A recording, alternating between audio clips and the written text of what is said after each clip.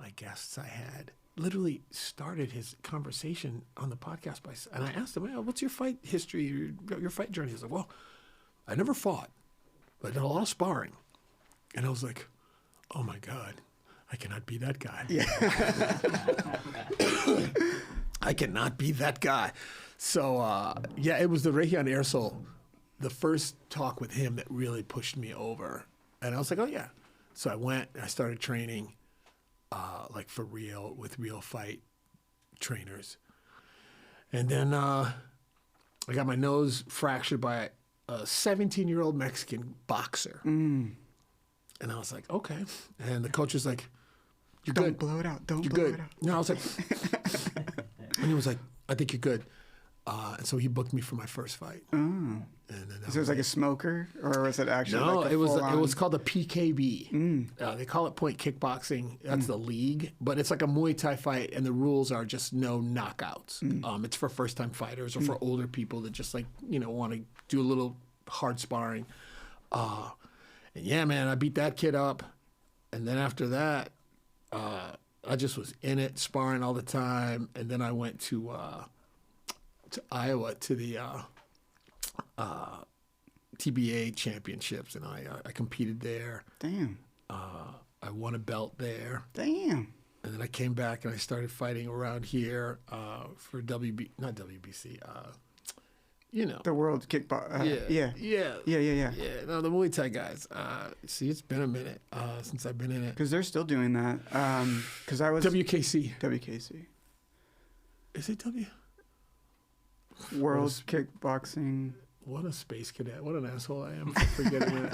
I'm glad it's not just me. Yeah. Yeah, dude. Either way, yeah. I started fighting this, and then I was beating people up. So then they put me on with with somebody who was coming for it, and he split my head open, and it was good though. Is this full elbows and everything? Yeah. I should have let him touch me a few times first instead of running at him. But I ran at him. I just ran right into. You did the Vanderlei Silva against Vitor Belfort. Yeah, I just went in, and I got back. My coach was like, "Bro, what was that?" Yeah. I was like, "I don't know." Kamikaze. But after he hit me, I was like, "Okay, and I was there." And then I caught that elbow to the head, and the blood just shot around. It just shot all over, and they were like, "No!" And I was like, "Oh, really?"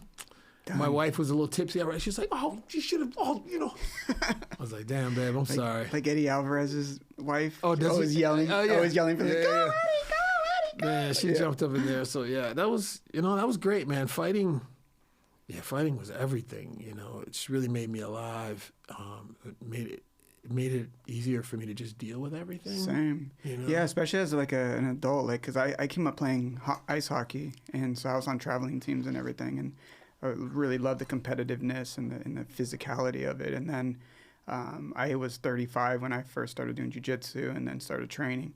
And as a man, to feel confident within myself, I always felt like I was pretty confident, but it really didn't tap into that real strong, confident who I am until I started doing jiu-jitsu and Muay Thai and kickboxing, which is funny because I was getting my ass kicked all the time. And somehow getting your ass kicked, my confidence was going up, which was this weird duality between the sport. But yeah, I really wish I would have gotten into training at a younger age. I think as a man, as who I was and the confidence that I felt, I would have been a different person. But yeah, you're fine. Yeah. We never go back. Yeah. Just glad you're training now. I'm glad you are where you're at now. Well, it's funny because as soon as I got into that, training is where my film career really, really took off, because it was while I'm training, I'm working out with Bellator professionals, UFC professionals, kickboxing professionals. Wow. And I'm like, hey, do you guys need any filming done? And they're like, They yes. love that. Yeah. And so this was at the time when the UFC Embedded just really started coming out. And that show was monumental. I mean, just crushed. Yeah.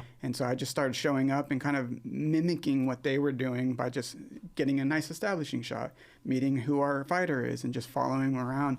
And then one thing led to another, and I was at Madison Square Garden, and for Bellator fight, and I'm looking up on the jumbotron at freaking Madison Square Garden. There's your content. And my I got the chills. My video's playing, Sure. and I'm like, yeah, holy shit, I'm at Madison fucking Square. So that completely opened the door to everything, Yeah. and jumped into doing long form, and then now, you know, I got a series, and then in a couple days here I find out if we're Emmy nominated. Congrats. So I'm like, just the nomination would be amazing. It is. Yeah, it is. Yeah. It's great, man. Congratulations. Yeah, well, congratulations on you too, man. Because like every time I'm looking at your stuff, it looks like you're always on the up and up. And you recently, not recently, like No, you're right. your Emmy as well. No, like, I got an Emmy in like 2024. Yeah. But then I just won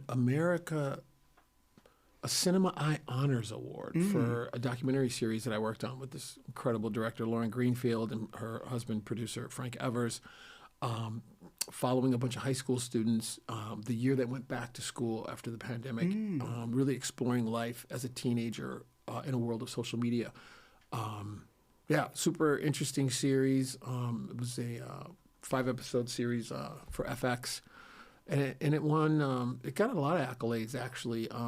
Really great team, really interesting storytelling. And, you know, Lauren Greenfield is just a really insightful director, really all about the human experience. And she won those young people's trust. And I learned a lot on that series. And winning that award for the American Cinema Eye Honors, I keep calling it American, the Cinema Eye Honors, that community, that's the documentary community. And that was my first time in that community. And that was powerful, man. I got to meet Sam Pollard. You know, he's a longtime editor, one of my heroes, cut for like Spike Lee and various people. So I got to meet him, and just met, you know, a lot of powerful documentary filmmakers. And it was a really, really great opportunity.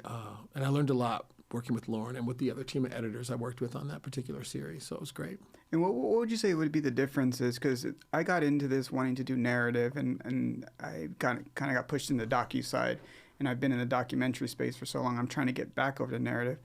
And from my understanding, all the stuff that I've seen is you've been in narrative doing amazing stuff, and then you're now like, welcome to Wrexham. And then you're now, would you say you're shifting into documentary? Or what? I guess overall, what is the difference between narrative editing and documentary editing? Well, you know, there's a lot of differences. I mean, ultimately, it's all just editing, and it's all storytelling for me, and it's all character-based. I think the most important thing in storytelling is really your characters, but there are specificities that differ between the different styles of storytelling. You know, fiction, you know, these are performers, they're performances. There's an intentional story that's been set up, and as an editor, you're there to craft that performance. So, you know, there's much more allowing.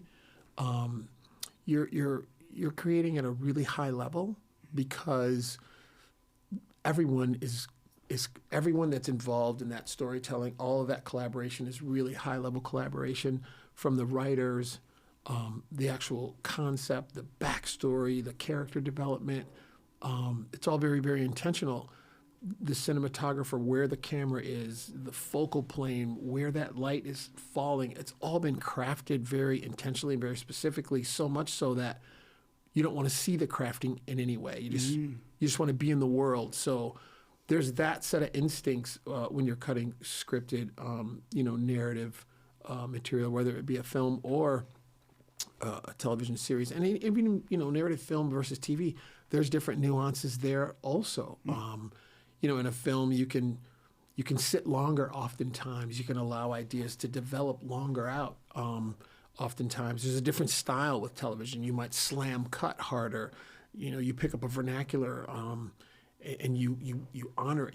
You serve that dialect, that grammar, we call it oftentimes.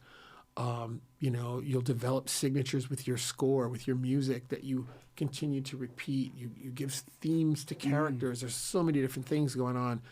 And then on the fiction side, on the nonfiction side, the documentary side, you know, for me, I believe there's a lot of what I call journalistic integrity to documentary filmmaking. I want to create something that's entertaining and engaging and awesome. I want to keep your attention. I want to blow your mind, all that. I want to entertain you. But I have to serve I have to serve a real story in the real world. These characters are walking around in this life that you're manipulating right now. So I really feel you need to honor that, and you need to support that and be aware of that in your storytelling. But the differences for me between fiction, nonfiction, in a nutshell, I would say, when I'm working with fiction material, I'm conducting. I'm getting out of its way and I'm allowing it. Whereas when I'm with fiction material, I'm rolling my sleeves up and I'm bending stuff and pushing it into. I'm recontextualizing things. I'm putting words in people's mouths. I'm fixing lots of things to make it all smooth. So yeah, they're slightly. I wouldn't call them different skill sets as much as different practices. Yeah, it's funny because when I've just started, because I shoot everything and I edit everything myself as well. Hopefully that I don't have to do that much longer. Hopefully I can find an editor to do this stuff. But while I'm been in the documentary world, it's always trying to find those moments that create the story. And then I just recently did my first short film where I was editing, and then it was like, oh, the story's here laid out, and you're right, you're absolutely right. Trying to just figure out the best take, the best angle, and then what you then conceptualize in that editing process, you're like, oh, this if I cut to this person's reaction, it elevates the story, it elevates this. And so I'm learning all these little new tricks that I never really do with documentary style stuff. So it's been really interesting going down that route. And I, as much as I say I hate editing, I really do love editing, and I have a really difficult time passing it off to allow somebody else to edit. Interesting. Because I do have people coming up to me saying, let me edit your stuff, I'll do it for free. And then I'll give it to them, and then I'll see what they get back, and I'm looking at it going, that's not the story. And then maybe that's my error as the director, saying, I need to tell you more what the story is. And so communicating, and so now I'm in this place where it's like, how do you hand it off so I could scale? But also I need to work on my own directing skills, producer skills to help establish the story more. And it's all these skills that I don't have developed. And then I end up just then going, it's too easy, it's too hard. I'm just going to go back to doing my own thing and editing it and doing it all myself. And so I'm stuck in this weird pattern where I can't get out because I'm afraid to let someone else touch it because they're not doing it the way I want. Okay. And so from your perspective with working with other directors and producers, what is the best way that they can convey their story to you? Or is it more of like, here's the story, you're the editor, you tell the story? Is there a difference between that? Sure. Or? Well, that's deep. It's very cool. First off, the magic word is why. W-H-Y. Why. Why is the key for everything. I don't have to explain too much if I tell you why. So when that editor approached me and said, well, I really want to cut your stuff, my question is why? Why does he want to cut my stuff? Does he need money? Does he really love MMA, or does he really love motorcycles? Yeah. So that would have been my question. Well, that's interesting. Why my stuff? Why this? Or I don't know if I'd frame it that way. I don't know if I'd present it that way. I don't want to. Why, motherfucker? Yeah. Why you want to? Yeah, you don't want to be competition. But I want to know why, so that way I know where his motivation is, which is illuminating to the vantage point from his storytelling. But restate your question again, because I started talking. I think it's more of like what is the best way for someone in my position who's so hands-on and really struggling to pass it off to an editor? How can I convey what I want to an editor so they can start creating kind of what my vision is? Is that just a communication? Is that giving you the story and saying is it giving you field notes? Do you play instruments? I do, yeah. Have you played in a band before? I have. Have you ever sought out an additional band member? Oh, all the time. The drummers are the hardest ones to find. Exactly the same thing. Yeah. How do you do it? How do you find a drummer? You jam, right? I mean, that's what I typically do. We smoke a joint, then we jam, and then we're like, oh, you're good. Or maybe your shit's too staccato or not enough swing. In there your you shit. go. Yeah. I mean, I would look at the style of work that I have. Man, I got too much going on. I really wish I could farm out some of the editing. I mean, for me, it's tough because like terms like farm out and the big deal about filmmaking, man, is it's art and it's business. Right. It's like photography, art and science, Right. Colliding. And terms like scale, there's all these business terms, and they apply, but then they don't apply when it comes to the actual creative. I've scaled and my product sucks. My product is great, but now I'm limited to my own 10 fingers, and I keep bumping into this glass ceiling on the back of my head. So yeah, man, like you gotta find the right fit, and that's what's going on in Hollywood right now. It's why it's so tough. It's one of the reasons why it's so tough for lots of folks to find work, because people are hiring you on a trust basis. I trust you. I know you, so I'm going to call Billy. Yo, Billy, it's Charles. Man, are you available around this time? I am. Oh, great. I don't even have to ask you because I already know you, so I know you do what I need. So I might call you, Billy, can you, and you're like, man, I can't. Have you met Susan? She's killer. I'm like, no, I haven't. But just because she's being referred from you, I'm open. My next question to you might be like, well, what's her thing? And you're like, she cut this for me, she cut that for me, or she did this, or she did that. I think she's a good fit for you. I'm like, oh, okay, I'll check her out then. I mean, so for you, it's. Do you have editors that you're a fan of? You're also at a time wherein there's an entire community of editors bubbling up, emerging, who are, I think, much more in tune with the tools than they are with the actual craft. And I'm not saying this in a negative way. I'm just saying that the world that they've grown up in, cameras and platforms and tools are being hurled at them. And all they're discussing is the capabilities of the tools and how quickly and how fast you can turn something around, how many versions you could do with one arm, all the scalability. And then I'm like, but what you're making isn't giving me any emotional connection. 100%. When I'm done watching it and I go to dinner and someone's like, what were you doing all day today? I'm like, oh, I was working on this stuff. What was it? I'm like, I can't even remember. That's what filmmaking, storytelling is about, and it's not just the movies, it's just storytelling. Like when you go, I don't know, to some beach and you're just hanging out at the beach and here comes this lady or this dude who's like, let me tell you guys something. And he tells this crazy story and everyone's laughing. And then later you go to dinner and someone's like, what'd you do today? They're like, bro, I was at the beach. This dude told this crazy story. What was it? Oh, he told this crazy story about like how technology like has totally screwed his life, but then it saved his life at the same time. It's so nuts. Why did you remember that story? Because that's a good storyteller. Not just a good story, but it was a good storyteller. So it's not what you say as much as it is how you say it as well. So true. It's a really good point because I notice a lot of these up-and-coming, I don't want to say kids, but up-and-coming talent. The visuals are so beautiful, like the visuals and everything looks so good, but there's this real lack of storytelling behind it because we've gotten so used to 60 seconds, 30 seconds, scroll. And, as I'm getting deeper into this, I'm realizing more and more that my big Achilles heel was my storytelling.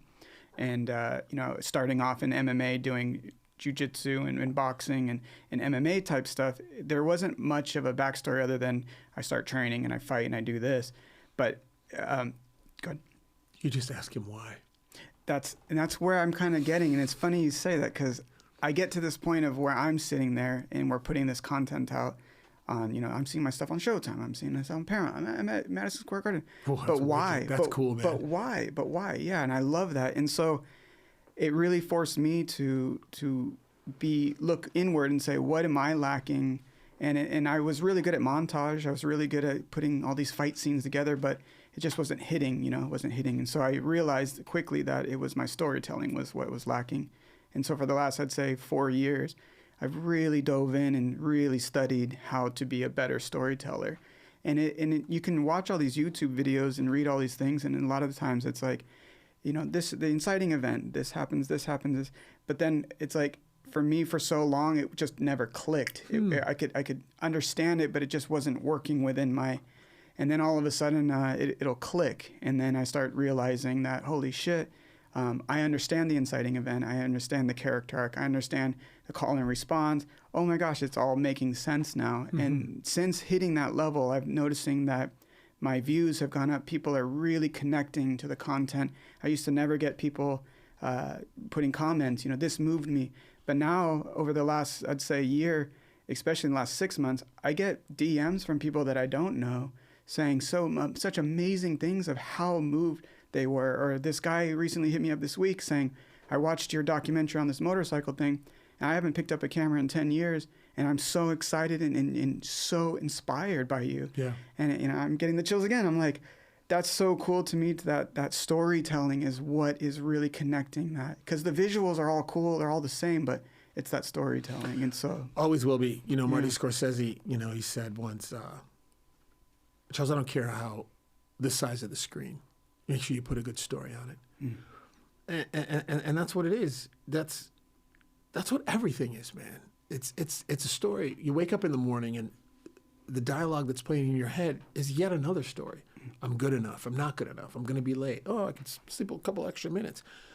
It's all a story. I mean, it's how we make sense of everything. Religion, whatever. Why this? Why that? You don't really like me, or you're jealous of me, or whatever the heck it is. It's a story, I think we find escape through it. We find connection through it. And man, it's super, super rewarding, just like any other art. You play a song. Man, I'll never forget, Sting talked about this a long time ago in this documentary that he was in once. He talked about his wife was pregnant, giving birth to one of their children. It was a long time ago. It was in the UK somewhere, and he was in the hospital, and he walked into a bathroom, closed the door, and was just using the bathroom. And there was a window washer outside the window, washing the window, bro. And he was whistling Roxanne. No way. So he said he just sat there, and he was just moved to tears by himself. He remembered that was his tune. He remembered the moment that riff came up in his own head. He wrote that song, and there's just some guy. Just watching him take a shit. That's so awesome. And he couldn't see him.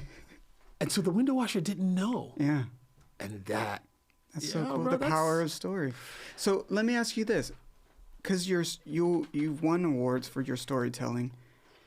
What's been your biggest struggle in storytelling? Are you still learning storytelling? When did you really start becoming, or let me ask, how did you start becoming good at storytelling? When did that moment crack for you?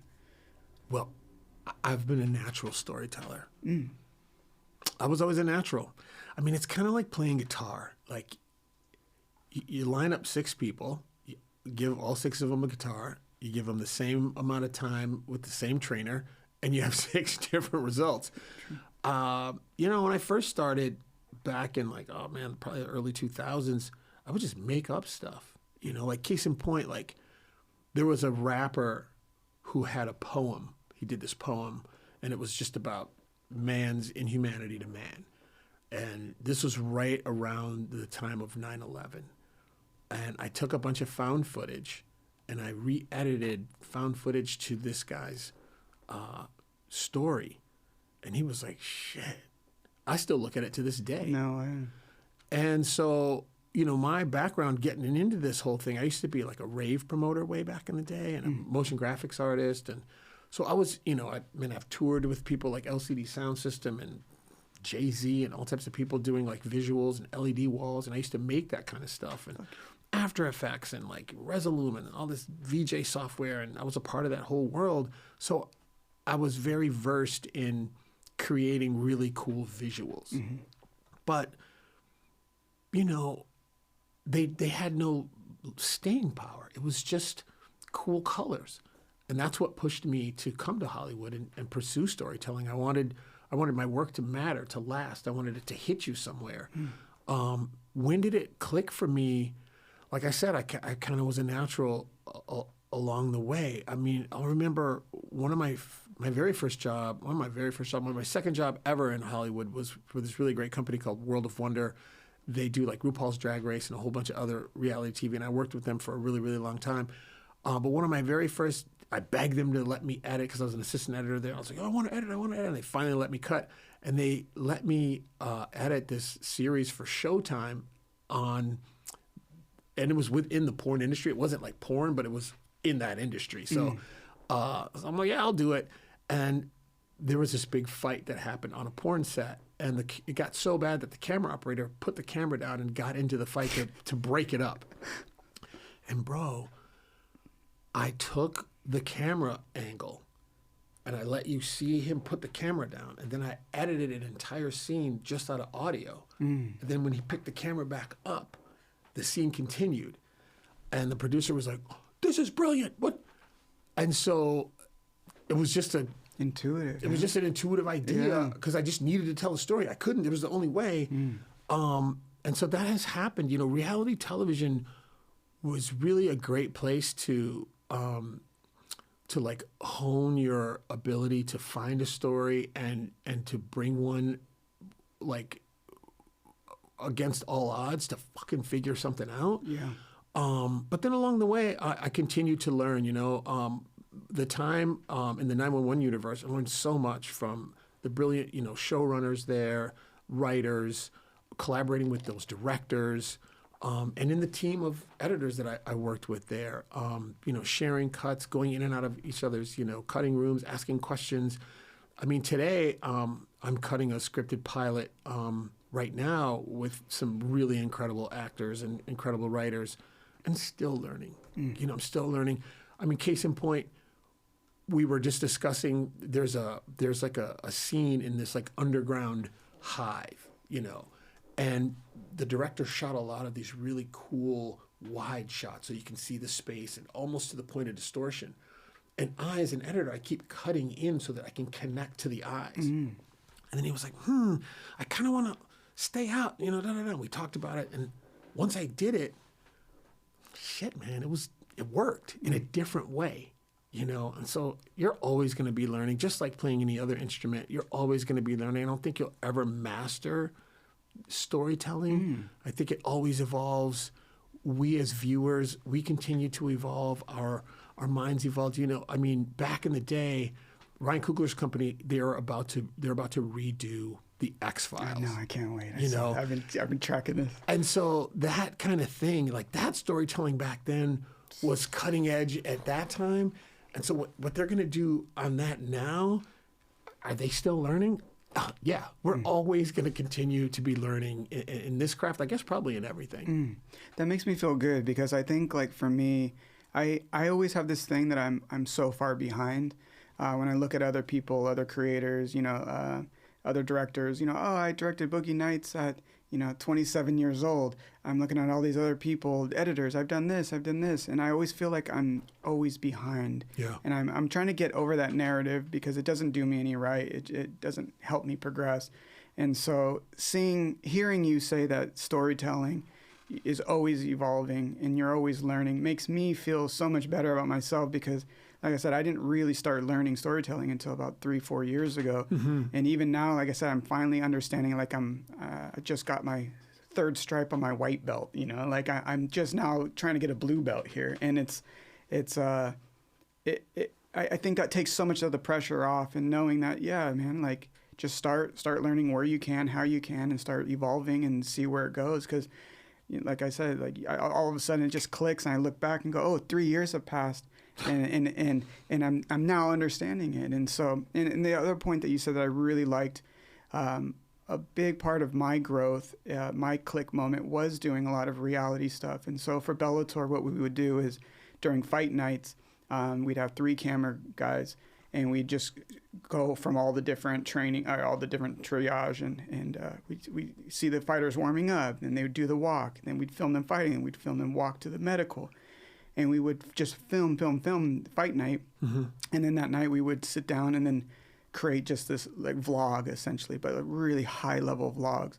And in that process of doing that, I learned so much about what you're saying about finding the story.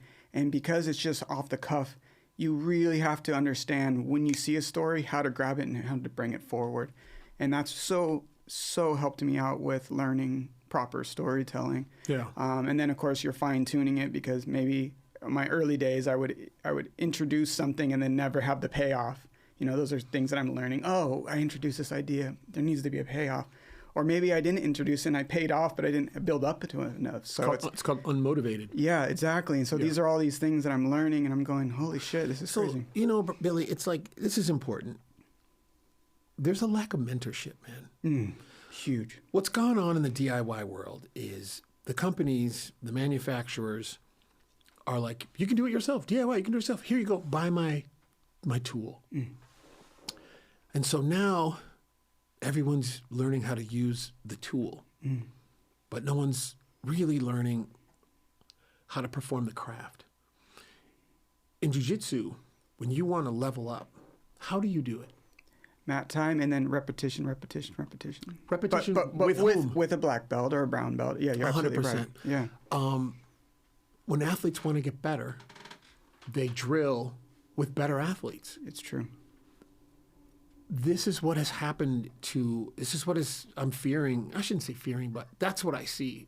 That's what I see missing. And so even for yourself, I mean, I'm a seasoned pro. I have mentors that I call and say, man, will you take a look at something?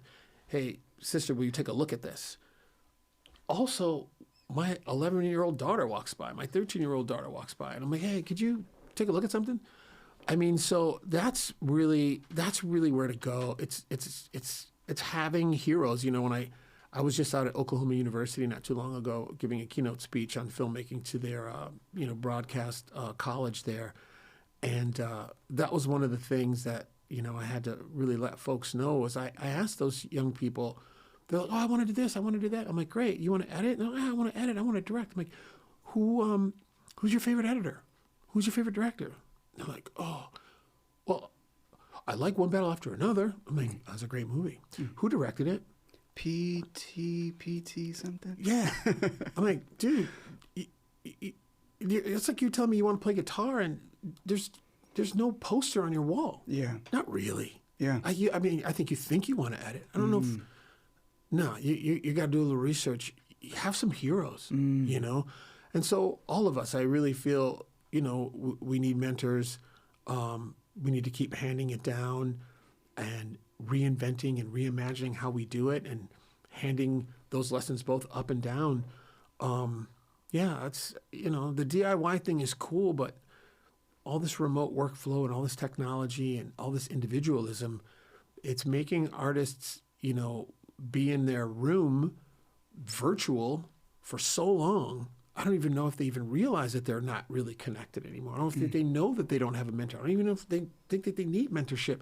A lot of them have this attitude, fuck a mentor. I know what I'm doing.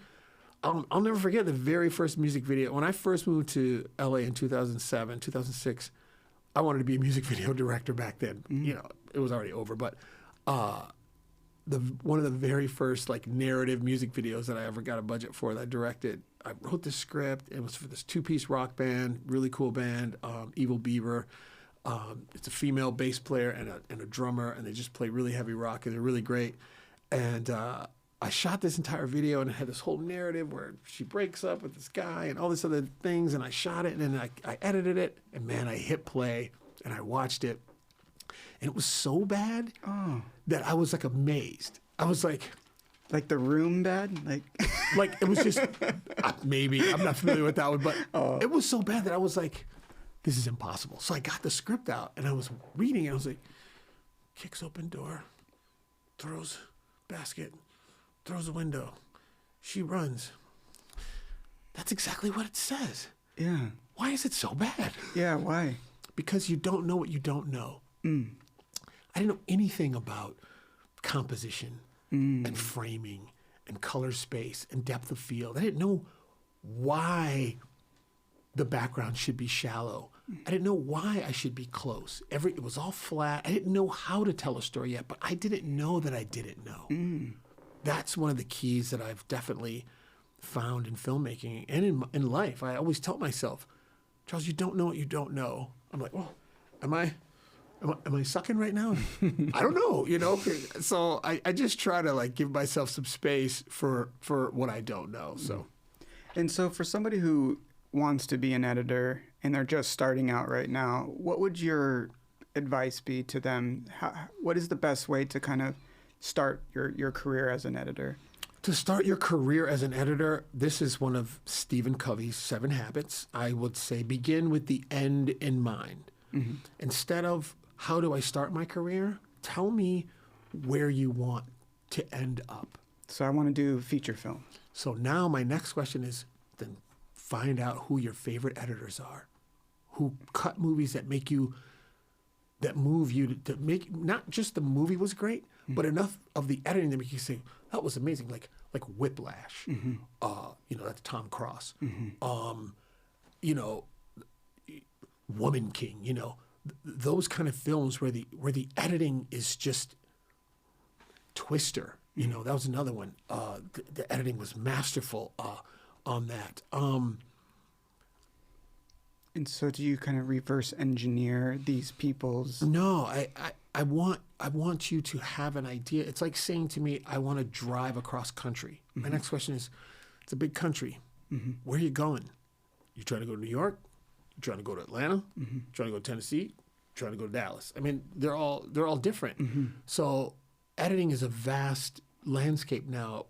Content creation, filmmaking, it's vast. So I would tell folks, where do you want to head? Where do you want to ultimately do? I want to cut feature films, or I want to make crazy content. I want to make the dopest viral videos. I want to make a really hit, series that lasts for 10 seasons on TV. Great. Then find who your favorite showrunner, writers, series editors are. Follow them on social media. DM them. Like their stuff. Let them know that you're a fan. Make cool stuff. Share it with them. And lo and behold, you'll get a hit back from your hero. And there will be a time, just like I was at Vidiots and shook Tom Cross's hand and was like, do I fanboy him right now? Or is that tacky, But I've met my heroes, oftentimes. And it's cool. Yeah. And so they have this idea of where they want to go. And they have the software. They've teamed up with somebody that wants to do that.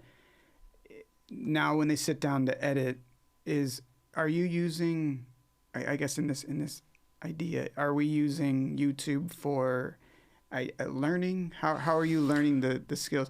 Because when I started, YouTube was just starting out, so it was all books. I had to look in a book, and then now there's forums. So where are we at in that?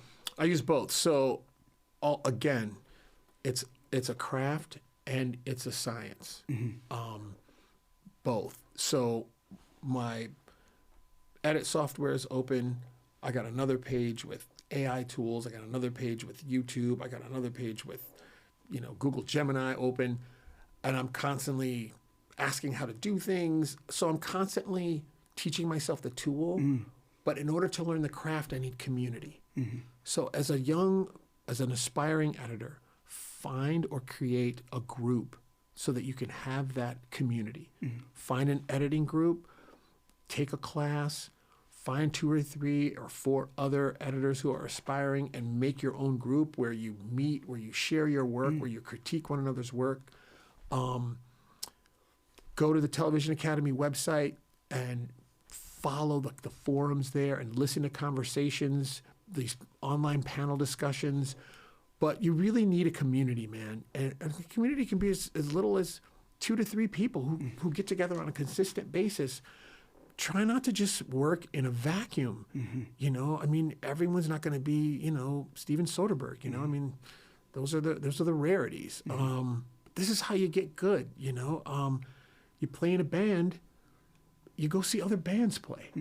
You go hang out and you wait after the show and you go, hey, excuse me, bro, what are you doing with how are you bridging that? And he's like, oh, and you're like, oh, damn, I don't know how you did it. That's how you figure these things out. And then he's like, oh, what's your name? You exchange numbers. Next thing you know, you're jamming with them, hanging out. That's how you get better. It's the same deal with this stuff. I want us to not only get better, not only get more community so that we can hone our craft, but just so that we are better as a society, we need to hang out.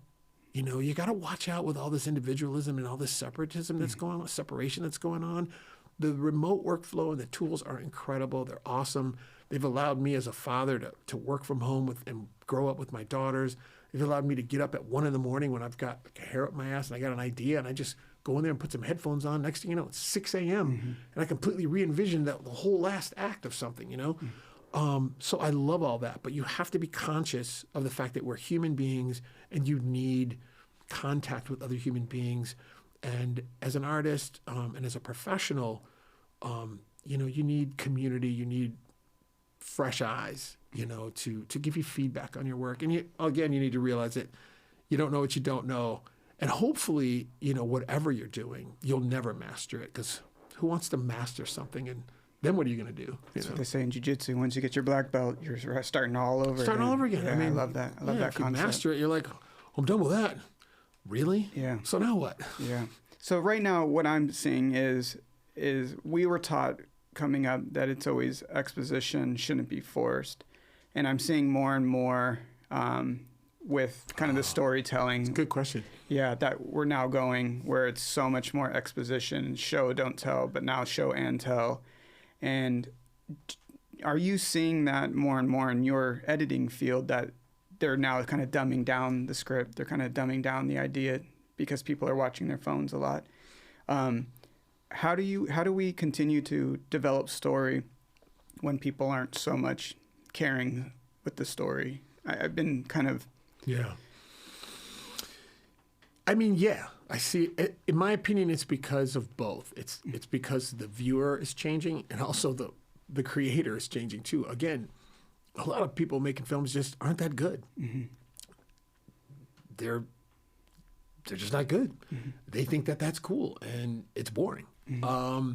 But when the viewer likes it, what can you say? I mean, right. You know, so there's a mix of it all. You know, there's some validity to our changing attention spans. There's some validity to our changing lives as viewers. We just don't have time anymore. We're busy. We're running around doing a bunch of things. Our minds are constantly occupied. I think the phones have reprogrammed our minds to almost not even know how to be still and be in silence long enough. People aren't going to the theater anymore where we have that captive audience. I mean, they are and they're not. So in this day and age, there's room for it all. You're going to still see... You're going to still see nuanced storytelling, and then you're going to see hand-holding. You're going to see both. You're going to see it all, and you just got to find what you like, and what you like is going to change from time to time. Yeah, man, you know, it's...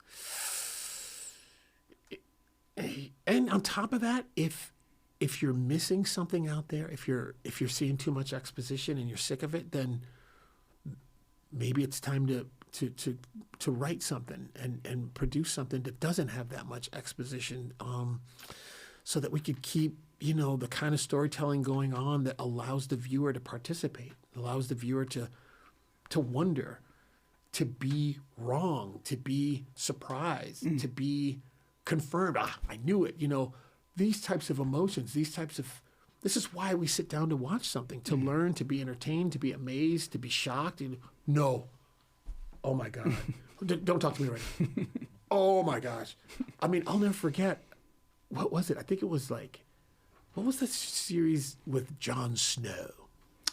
Game of Thrones. So Game of Thrones, I'll never forget. There was one time they killed off a character in Game of Thrones. I mean, I literally Was it Pedro Pascal's character? I don't remember the actor. He gouges his eyes out. No, it wasn't him. Who did they kill off that made me... Oh, the mountain? Or like the... It was early. The Hound? It was probably season 1. They killed... I can't remember the character, but they killed some character that was essential. And I had lost it. I jumped up and down. I was running around the living room. Was it Joffrey? No, it wasn't Joffrey the King. It was like a Jon Snowish character. I can't remember who it was, but I was like, oh, there's no way. What are you? What? I paused it. I was like, what are you? I was back. If you're not creating that, I don't know what you're doing, man. Yeah. I mean, that's what this is all about. You want it to be fun. Just like when you watch sports or you watch a band. I've been listening to that music day in and day out. I don't know the song. Why would I watch them? Because they're going to perform it today in a way that I've never seen before and will never see again because they're live in front of me right now. And that's what should happen with our experiences. There's time for educational videos and production videos and industrial video. And now you can just make all that stuff in AI with a whole bunch of different voices if you want.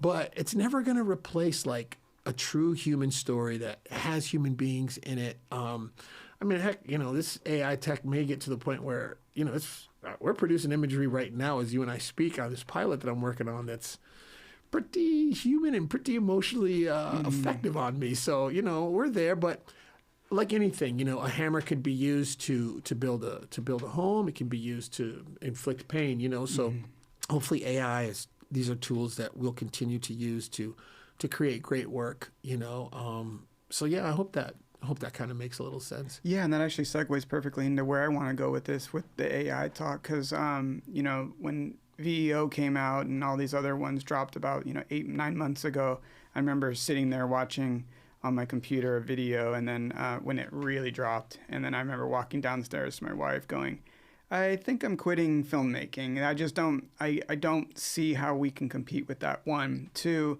if that's the future, I don't want to sit at a computer prompting, because I got into filmmaking because I love interacting with people. I love seeing the world. I love interacting with the world. I love telling a story within the world.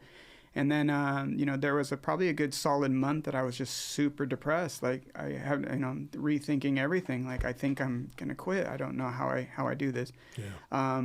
And then, as the dust has settled, I'm now kind of starting to see, where it all lies. And I have my fear has completely washed away. Like you said, it is a tool. It's just like a hammer. How do you use the hammer? Do you think that there's fear in the editing world that AI will completely, for instance, I used to have a lot more podcast editing jobs, and now you could just toss that in and you say, here, do it itself, and then it'll go through and know who's talking and cut it all out. I'm like, wow, so those jobs are gone. I used to make, $1,000 an episode, and now I'm making, $200 an episode. So it's like, wow. So where do you see, with the tools that you're seeing in AI, how does it conflict with the editing world? I just think the middle has been gutted.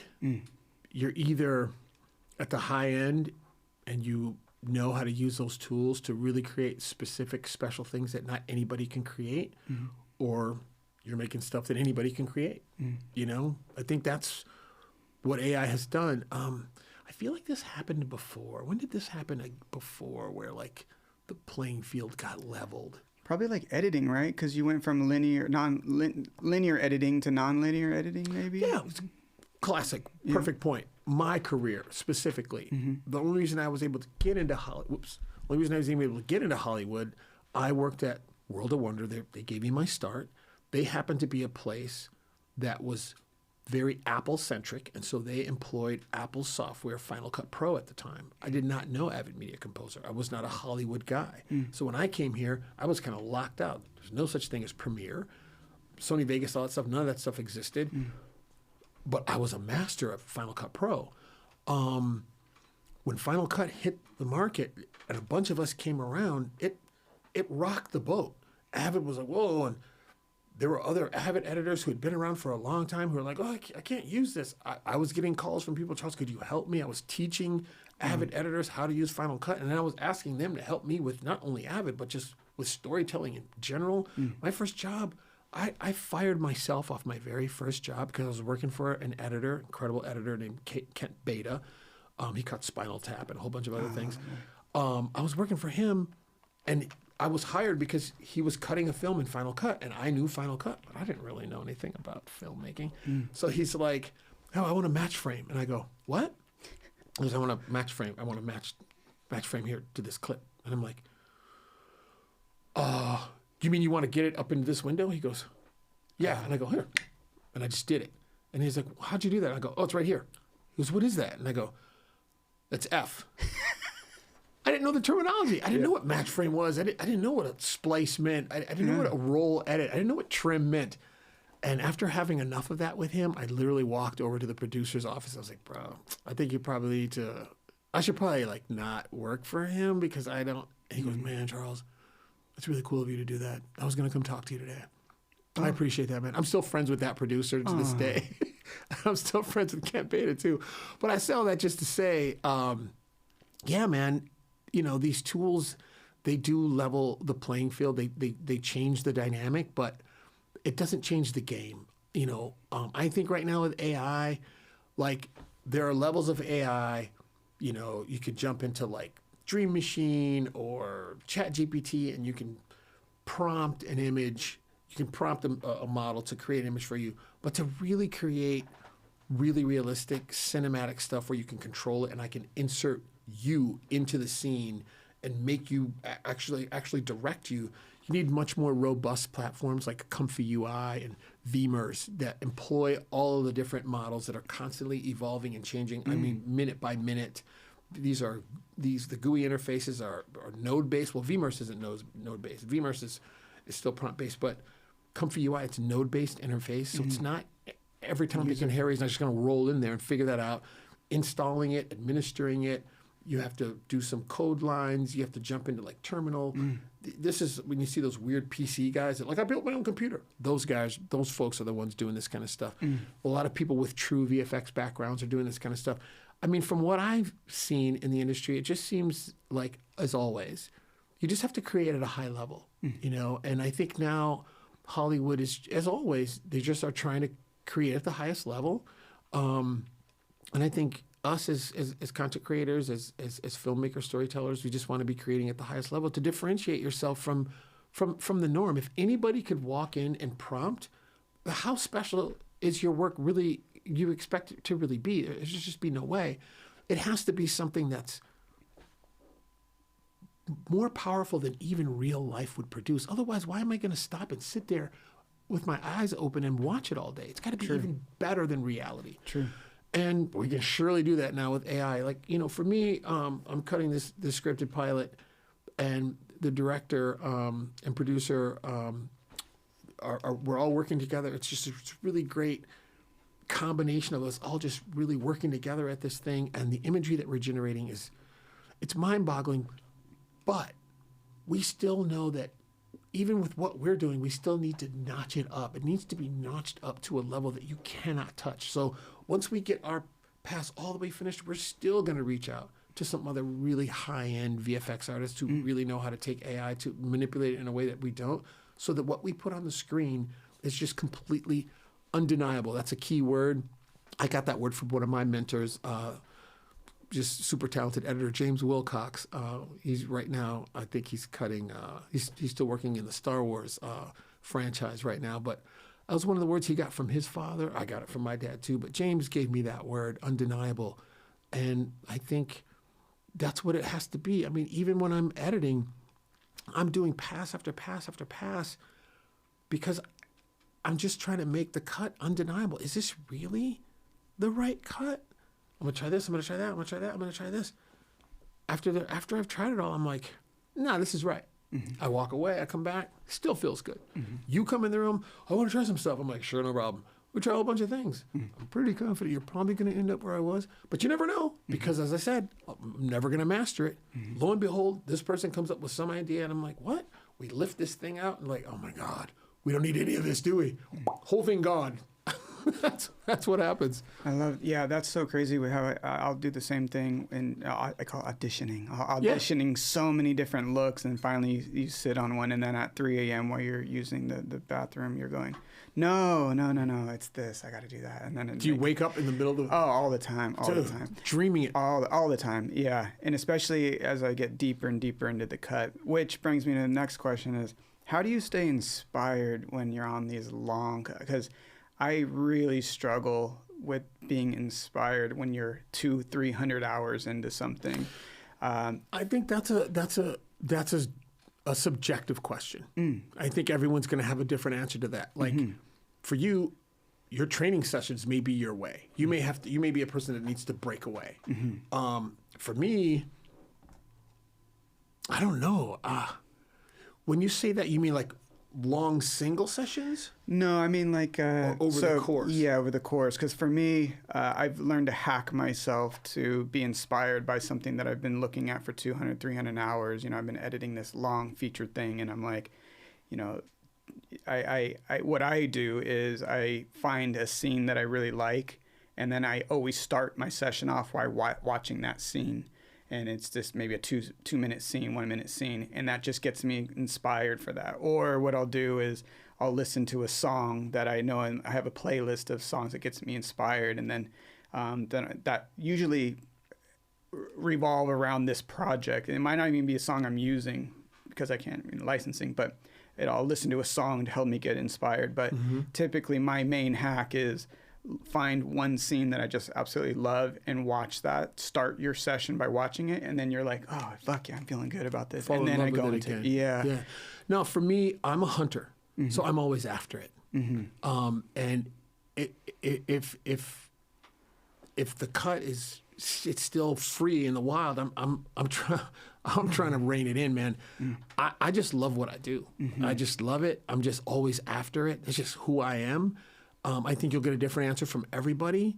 Yeah, man, the longer it goes, also I think it's because I am good at pacing myself. I don't just stay in it 24/7, constantly, nonstop. I breathe, just like my cuts. It's an inhale, exhale thing. I get up, I walk, I go hit the bag a little bit. But also time stops, I guess the real answer is I fucking love this, man. I don't have to geek myself up to do it anymore. I've been doing it for so long. If I wasn't doing it as a career now, I'd be doing it anyway.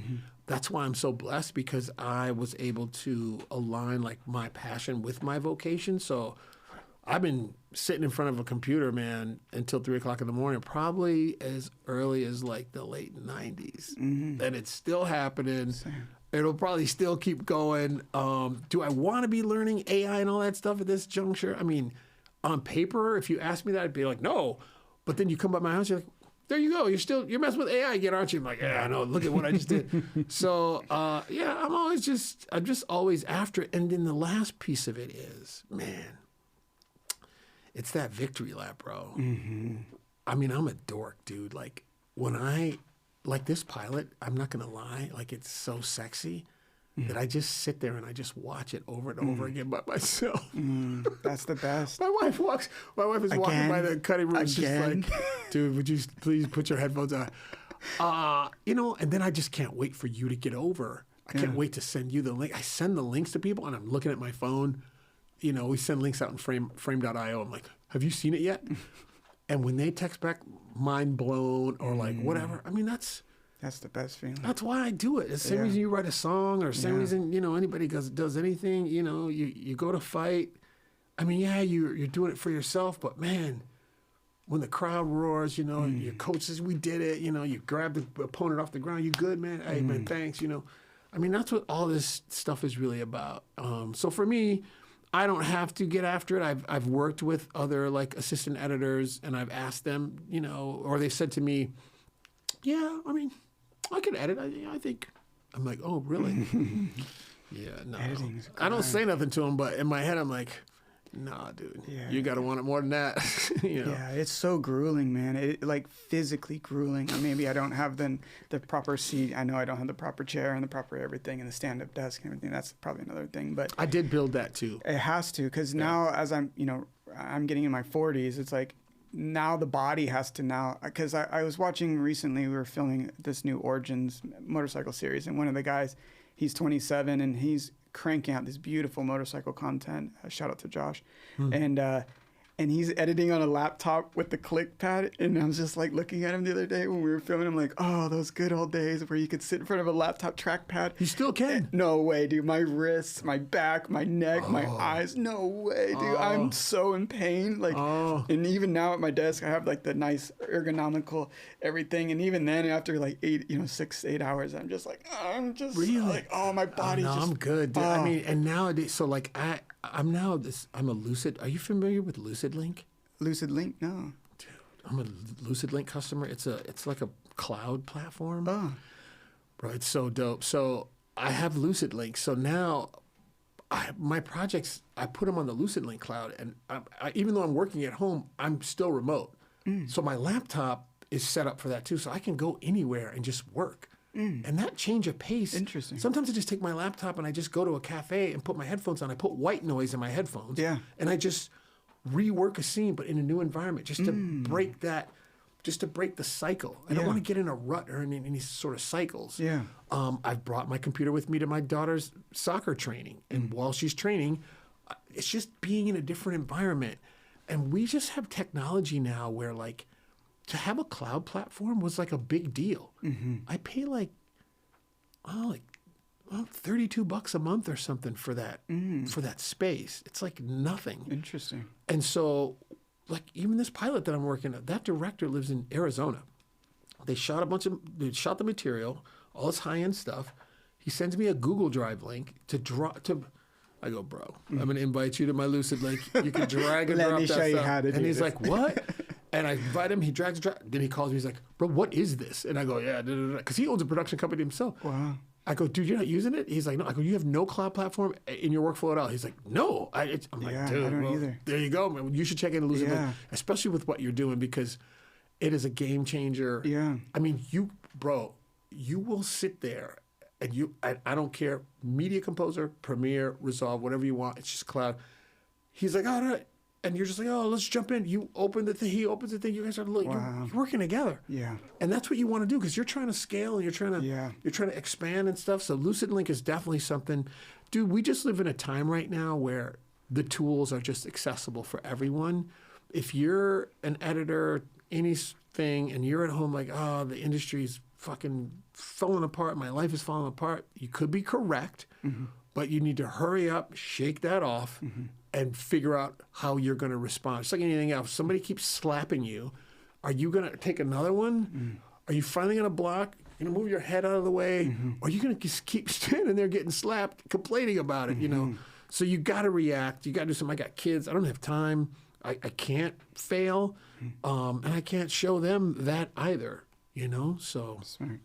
And so it's kind of taking us to the end here.